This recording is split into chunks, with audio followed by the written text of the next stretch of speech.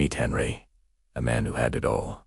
Or so he thought. An engineer, a master of logic, living a life of perfect efficiency. But his world was a wasteland, a story told by an idiot, full of sound and fury, signifying nothing. He was bored, existentially bored, and that boredom was a call to adventure. One night, the walls of his rational world came crashing down. He found himself on a treacherous mountain road. To his left, a terrifying abyss. To his right, a solid wall of rock, the rigid standpoint of his conscious mind. He tried to conquer the mountain, but his tools of logic, his rucksack and motorcycle, became useless weights.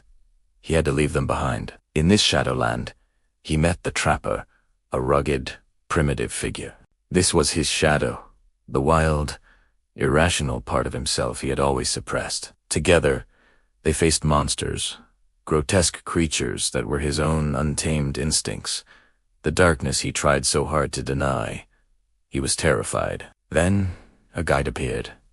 A young girl, his anima, the bridge to his inner world. She didn't lead him to a church of stone, but to the church of his soul. She told him he had been living in his head, and to truly awaken, his old, proud ego must be symbolically decapitated. The climax of his journey was at a dark passage, guarded by 4 ragged gatekeepers. This was the threshold to his true self.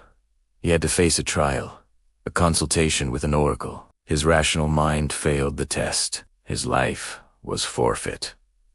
In that moment of absolute surrender, his ego was bound. He had no choice but to trust his shadow, the trapper, who stepped in and won the trial for him. Having passed the test, Henry stood before a magnificent, cosmic figure who embraced the entire universe. To this great man, Henry offered a simple box of matches, a symbol of the controlled fire within his own heart. A sacred rain then fell, washing away his inner sterility.